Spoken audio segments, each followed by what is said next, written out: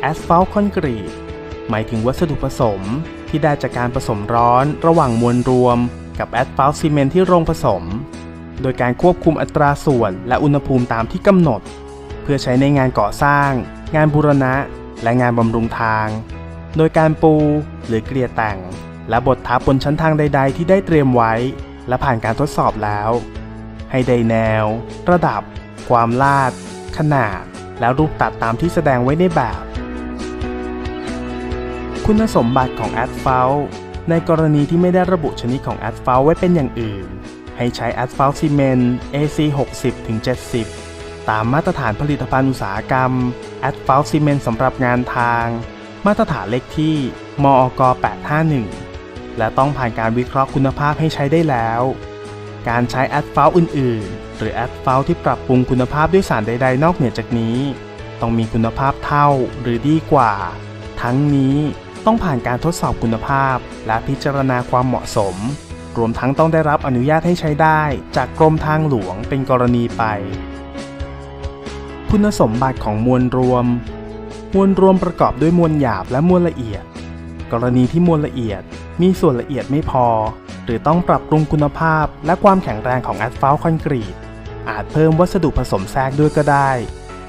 ขนาดคละของมวลรวมและปริมาณของแอสฟัลต์คอนกรีตให้เป็นไปตามทรม408/2532ก่อนการก่อสร้างจะต้องปฏิบัติดังนี้การเตรียมการออกแบบส่วนผสมจะต้องส่งเอกสารการออกแบบส่วนผสมและเก็บตัวอย่างที่จะใช้ให้กรมทางหลวงตรวจสอบหรือจะให้กรมทางหลวงเป็นผู้ออกแบบส่วนผสมแอสฟัลต์คอนกรีตให้ก็ได้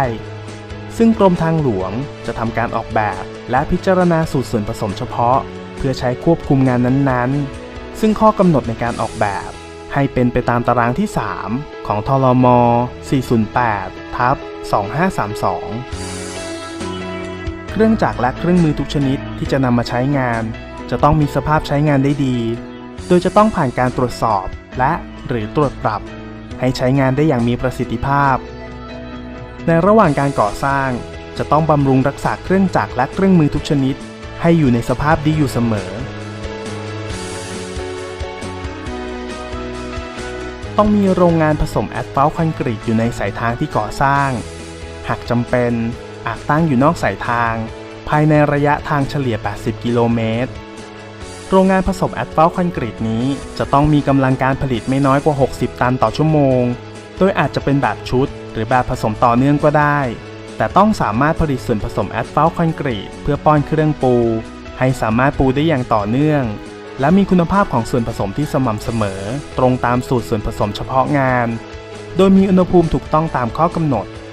ส่วนประกอบต่างๆของโรงผสมแอสฟัลต์คอนกรีตให้เป็นไปตามทรม408/2532รถบรรทุกที่จะนำมาใช้จะต้องมีจำนวนเพียงพอกับกำลังการผลิตของโรงงานผสมกระบะของรถบรรทุกจะต้องไม่รั่วก่อนใช้ขนส่งแอสฟัลต์คอนกรีตจะต้องพ่นหรือเคลือบภายในกระบะด้วยน้ำสบู่น้ำปูนขาวหรือสารเคมีเคลือบชนิดใดๆที่มีน้ำมันผสมไม่เกิน5%ห้ามใช้น้ำมันเบนซินน้ำมันก๊าซน้ำมันดีเซลหรือน้ำมันประเภทเดียวกันการขนส่งจะต้องมีผ้าใบหรือวัสดุอื่นใดคลุมส่วนผสมแอสฟัลต์คอนกรีตเพื่อป้องกันอุณหภูมิน้ำฝนหรือสิ่งสกปรกอื่นๆเครื่องปูแอสฟัลต์คอนกรีตจะต้องเป็นแบบขับเคลื่อนได้ด้วยตัวเองโดยจะเป็นชนิดล้อตีนตะขาบหรือชนิดล้อยางที่มีกำลังมากพอและสามารถควบคุมความเร็วในการเคลื่อนที่ได้อย่างสม่ำเสมอทั้งในขณะเคลื่อนตัวไปพร้อมกับรถบรรทุกส่วนผสมแอสฟัลต์คอนกรีตและในขณะเคลื่อนตัวไปตามลำพังจะต้องสามารถปรับความเร็วการปูได้หลายอัตราและปูด้วยส่วนผสมแอสฟัลต์คอนกรีตได้ความลาดผิวทางและได้ระดับถูกต้องตามรูปแบบอย่างเรียบร้อยโดยมีลักษณะผิวเรียบสม่ำเสมอส่วนประกอบต่างๆให้เป็นไปตามทรม408/2532ถ้าจำเป็นจะต้องใช้รถเกลี่ยปรับระดับจะต้องเป็นชนิดขับเคลื่อนได้ด้วยตัวเองมีล้อยางเรียบมีใบมีดยาวไม่น้อยกว่า 3.6 เมตรและมีความยาวช่วงเพลาไม่น้อยกว่า 4.8 เมตรเครื่องจักรบดทับทุกชนิดจะต้องเป็นแบบขับเคลื่อนได้ด้วยตัวเอง และมีน้ำหนักและคุณสมบัติอื่นๆถูกต้องตามที่ระบุไว้ในรายละเอียดที่กำหนดสำหรับเครื่องจักรบดทับแต่ละชนิดน้ำหนักในการบดทับของเครื่องจักรแต่ละชนิดจะต้องเหมาะสมกับชนิดและลักษณะของส่วนผสมความหนาของชั้นที่ปูขั้นตอนการบดทับและอื่นๆโดยมีรถบดล้อเหล็กชนิด2ล้อไม่น้อยกว่า1คันและรถบดสั่นสะเทือน1คันหรือรถบดล้อเหล็กชนิด2ล้อไม่น้อยกว่า2คันในกรณีที่ไม่มีรถบดสั่นสะเทือนและรถบดล้อยางไม่น้อยกว่า3คันรายละเอียดของเครื่องจักรให้เป็นไปตามทรม408/2532เมื่อเริ่มก่อสร้างจะต้องปฏิบัติดังนี้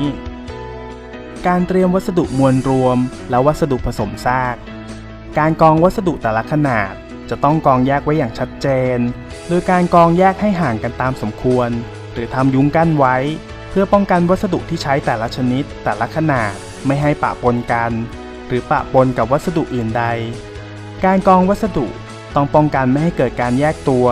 โดยการกองวัสดุเป็นชั้นๆสูงชั้นละไม่เกินความสูงของการกองวัสดุกองเดี่ยวๆเมื่อเทจากรถบรรทุกเทท้ายคันหนึ่งถ้าจะกองวัสดุชั้นต่อไปจะต้องแต่งระดับยอดกองให้เสมอและไม่ควรกองวัสดุสูงเป็นรูปกรวยการเตรียมพื้นที่ก่อสร้างรองพื้นทางหรือไหล่ทางจะต้องเรียบสม่ำเสมอได้ระดับความลาดตามรูปแบบก่อนทำชั้นทางแอสฟัลต์คอนกรีตทับ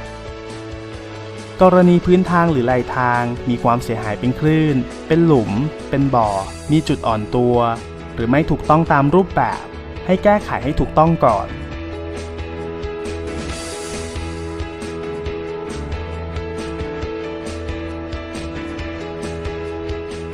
พื้นทางหรือไหล่ทางที่มีพรามโค้ดหลุดหรือเสียหายต้องแก้ไขใหม่ให้เรียบร้อยแล้วทิ้งไว้จนครบกำหนดเวลาบ่มตัวของแอสฟัลต์ที่ใช้ซ่อมก่อนจึงทำชั้นทางแอสฟัลต์คอนกรีตทับได้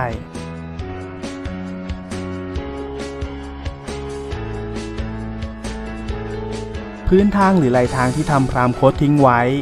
มีผิวหลุดเสียหายเป็นพื้นที่ต่อเนื่องมากเกินกว่าที่จะซ่อมได้ให้ได้ผลดีให้พิจารณาคลาดพื้นทางหรือไหล่ทางนั้นแล้วบดทับใหม่ให้ได้ความแน่นตามที่กำหนดแล้วทำพรามโค้ดใหม่ทิ้งไว้จนครบกำหนดเวลาบ่มของแอสฟัลต์ที่ใช้ทำพรามโค้ดก่อนจึงทำชั้นทางแอสฟัลต์คอนกรีตทับได้พื้นทางหรือไหล่ทางที่ทำพรามโค้ดทิ้งไว้นานโดยไม่ได้ทำชั้นทางแอสฟัลต์คอนกรีตตามขั้นตอนแต่พรามโค้ดไม่หลุดเสียหายก่อนทำชั้นทางแอสฟัลต์คอนกรีตทับอาจพิจารณาให้ทำแท็กโค้ดก่อน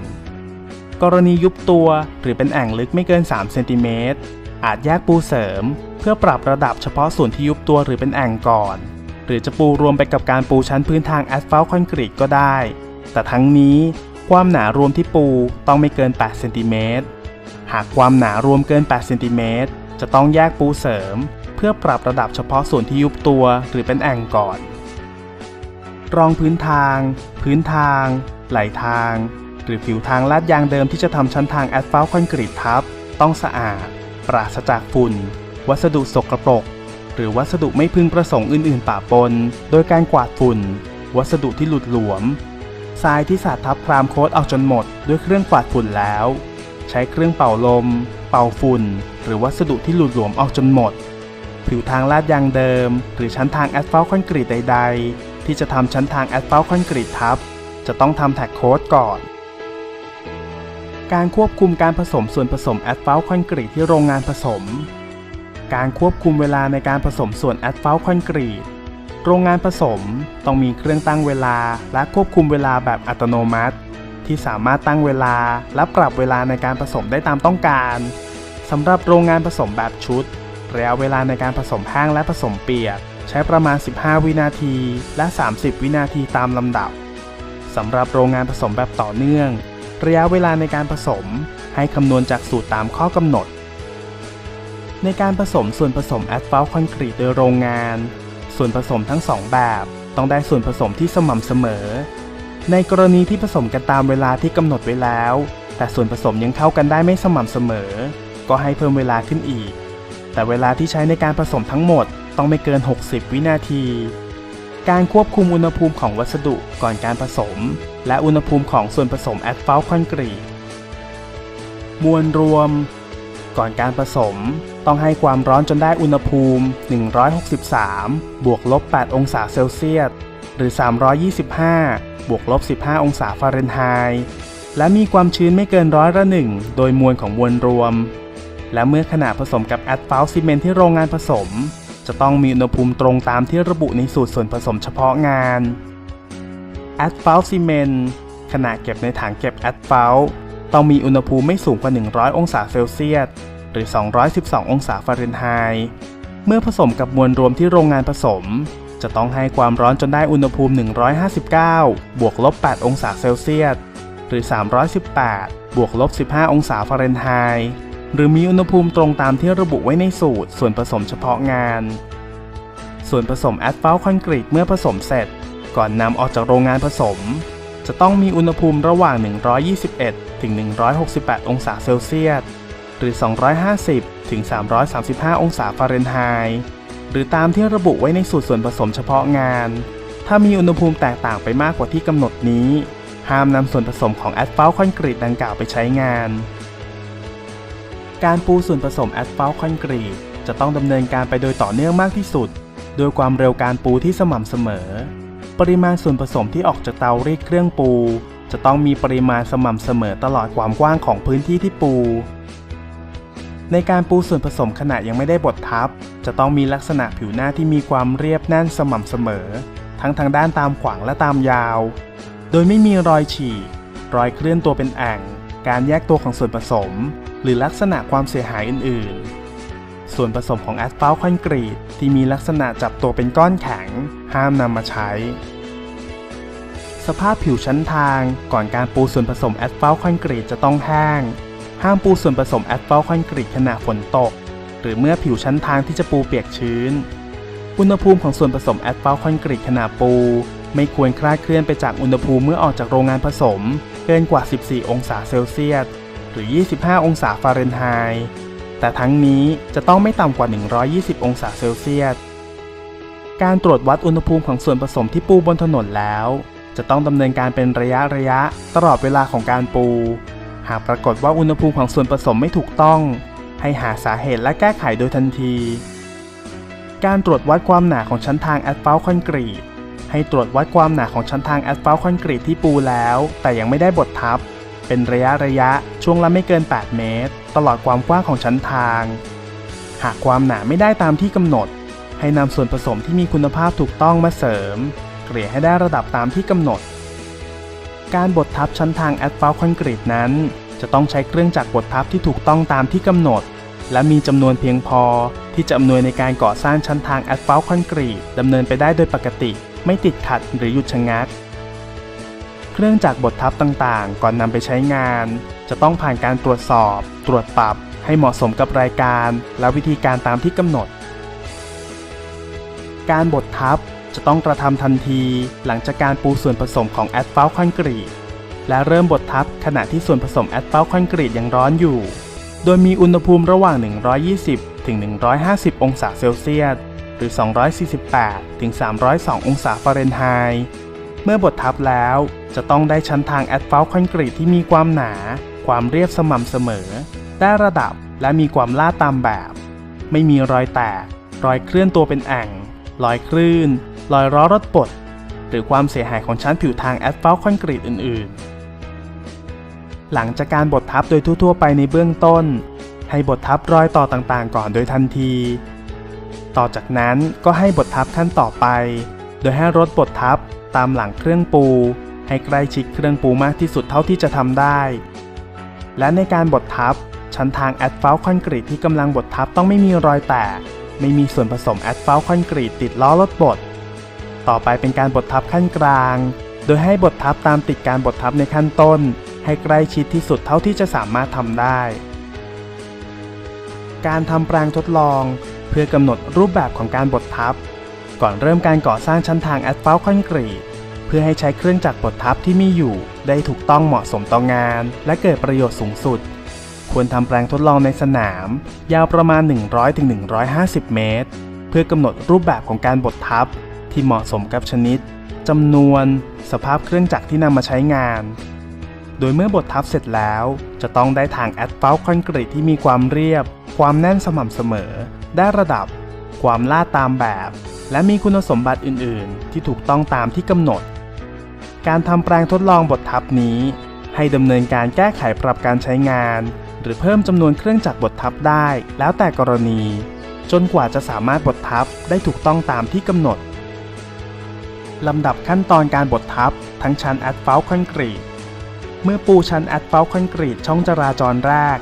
หรือปูชั้นทางหลายช่องจราจรพร้อมกันหรือปูชั้นทางแอสฟัลต์คอนกรีตใหม่ประกบกับช่องจราจรเดิมหรือประกบกับแนวโครงสร้างใดที่มีอยู่แล้วการบดทับจะต้องดำเนินการตามลำดับดังนี้ก.บดทับรอยตามขวางข.บดทับรอยตามยาวค.บดทับผิวชั้นทางแอสฟัลต์คอนกรีตด้านนอกง.บดทับชั้นต้นจ.บดทับชั้นกลางฉ.บดทับชั้นสุดท้าย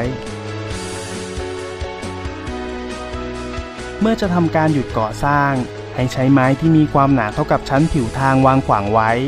แล้วทำการปูผิวทางทับไปบนไม้และให้ปูเลยไปจนไม่ทำให้เกิดการสะดุดเมื่อยวดยานวิ่งผ่านซึ่งอาจใช้ทรายรองพื้นก่อนปูเพื่อสะดวกในการลอกผิวออกเมื่อจะปูผิวทางใหม่ให้ดึงไม้และลอกผิวที่ปูเลยไม้ออกทำการแท็กโค้ดผิวเดิมและพื้นที่ที่รื้อผิวออกบางๆเพื่อให้รอยต่อเชื่อมกับชั้นทางใหม่ได้ดีการปูรอยต่อให้ใช้ไม้บรรทัดวัดความเรียบตรวจสอบหากไม่ได้ระดับให้รีบดำเนินการแก้ไขการบดทับรอยต่อตามขวางเที่ยวแรกให้รถบดวิ่งบนชั้นทางเก่าโดยให้เหลื่อมเข้าไปในชั้นทางที่ปูใหม่ประมาณ5เซนติเมตรแล้วใช้ไม้บรรทัดวัดความเรียบตรวจสอบความเรียบของรอยต่อหากไม่ถูกต้องให้แก้ไขทันทีการบดทับเที่ยวต่อไปให้เหลื่อมเข้าไปในชั้นที่ปูใหม่เที่ยวละประมาณ 15-20 เซนติเมตรจนล้อรถบดเข้าไปอยู่ในชั้นใหม่ทั้งหมดการบดทับรอยต่อตามยาวหมายถึงรอยต่อตามยาวระหว่างช่องจราจรที่ได้ก่อสร้างและบดทับเรียบร้อยแล้วกับชั้นทางใหม่ที่ก่อสร้างประกบกันในการบดทับรอยต่อตามยาวเมื่อใช้รถบดล้อเหล็กทำการบดทับเที่ยวแรก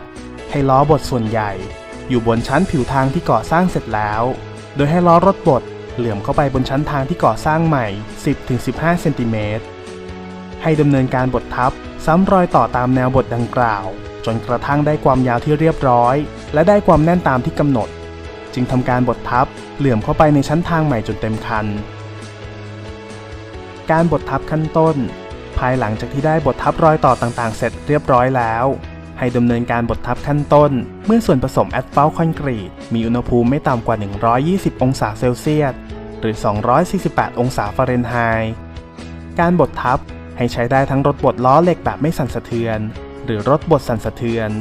โดยน้ำหนักรถและน้ำหนักบดทับให้เป็นไปตามทรม408/2532การบดทับให้เริ่มบดทับจากขอบชั้นทางด้านนอกเข้าไปหาขอบทางด้านในโดยใช้รถบดสั่นสะเทือนควรใช้ความถี่การสั่นสะเทือนให้อยู่ระหว่าง 33-50 เฮิรตซ์หรือ 2,000-3,000 รอบต่อนาทีและระยะเต้นของล้อรถบดควรอยู่ระหว่าง 0.2-0.8 มิลลิเมตรสำหรับการบดทับชั้นผิวทางหรือผิวไหล่ทางแอสฟัลต์คอนกรีตควรใช้ค่าความถี่การสั่นสะเทือนด้านสูงและใช้ค่าระยะเต้นด้านต่ำการบดทับขั้นกลางให้เริ่มดำเนินการบดทับเมื่อชั้นทางแอสฟัลต์คอนกรีตมีอุณหภูมิไม่ต่ำกว่า95องศาเซลเซียสหรือ203องศาฟาเรนไฮต์การบดทับขั้นกลางควรดำเนินการตามรูปแบบการบดทับขั้นต้นโดยให้บดทับตามหลังการบดทับขั้นต้นให้ใกล้ชิดที่สุดและให้บดทับโดยต่อเนื่องไปจนกว่าจะได้ความแน่นตามที่กำหนดและสม่ำเสมอทั่วทั้งแปลงที่ก่อสร้างการบดทับขั้นกลางตามปกติให้ใช้รถบดล้อยางเป็นหลักโดยเฉพาะชั้นผิวทางและไหล่ทางแอสฟัลต์คอนกรีตให้ปรับน้ำหนักรถบดและความดันลมยางเพื่อให้แรงอัดที่ผิวสัมผัสของล้อรถบดเหมาะสมกับชั้นแอสฟัลต์ที่กำลังบดทับ สำหรับชั้นทางแอสฟัลต์คอนกรีตอื่นๆที่มีความหนามากกว่า5เซนติเมตรที่ไม่ใช่ชั้นผิวทางและผิวไหล่ทาง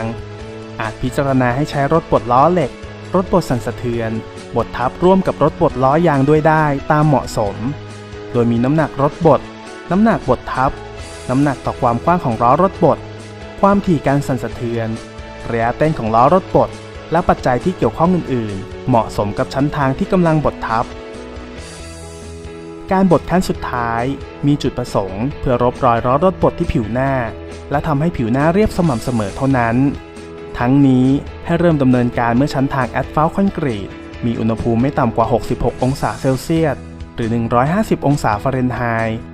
ให้ใช้รถบดล้อเหล็กธรรมดาหรือใช้รถบดสั่นสะเทือนแต่บดทับโดยไม่สั่นสะเทือนเท่านั้นโดยน้ำหนักรถบดน้ำหนักบดทับน้ำหนักต่อความกว้างของล้อรถบดและปัจจัยอื่นๆให้เหมาะสมกับชั้นทางแอสฟัลต์คอนกรีตที่กำลังบดทับ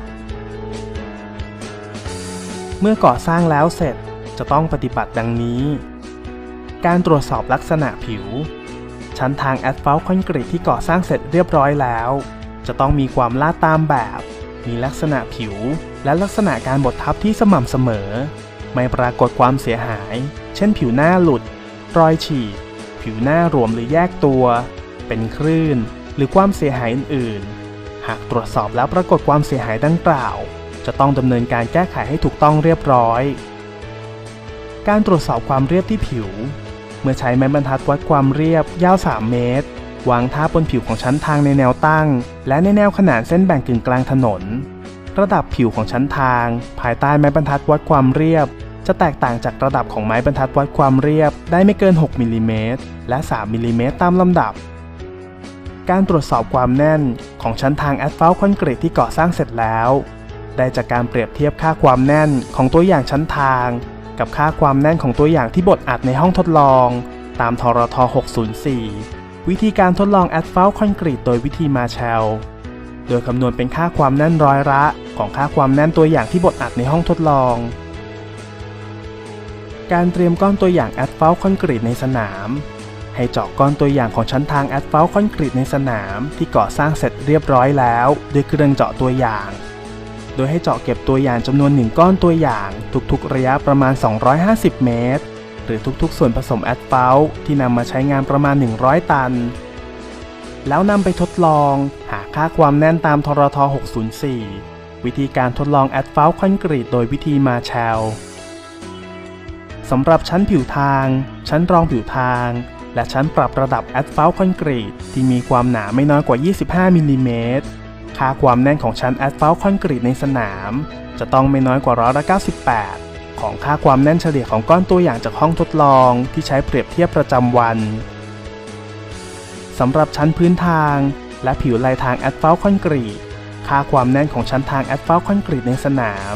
จะต้องไม่น้อยกว่า97%และ96%ของค่าความแน่นเฉลี่ยของก้อนตัวอย่างจากห้องทดลองที่ใช้เปรียบเทียบประจำวันตามลำดับการจ่ายค่างานแอสฟัลต์คอนกรีตให้ทำการวัดปริมาณเมื่อทำการก่อสร้างถูกต้องตามแบบและข้อกำหนดเรียบร้อยแล้วมีหน่วยวัดตามที่กำหนดไว้ในแบบซึ่งมีวิธีการวัดแต่ละหน่วยดังนี้ 1. การวัดปริมาณงานเป็นหน่วยน้ำหนัก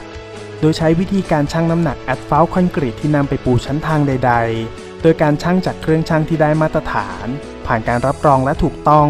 ตลอดระยะเวลาที่ใช้งานโดยสามารถบันทึกน้ำหนักตีพิมพ์ออกมาได้โดยอัตโนมัติปริมาณงานมีหน่วยเป็นเมตริกตัน 2. การวัดปริมาณงานเป็นหน่วยพื้นที่โดยคิดจากพื้นที่ตามที่ได้ก่อสร้างจริงตามแบบปริมาณงานมีหน่วยเป็นตารางเมตร 3. การวัดปริมาณงานเป็นหน่วยปริมาตร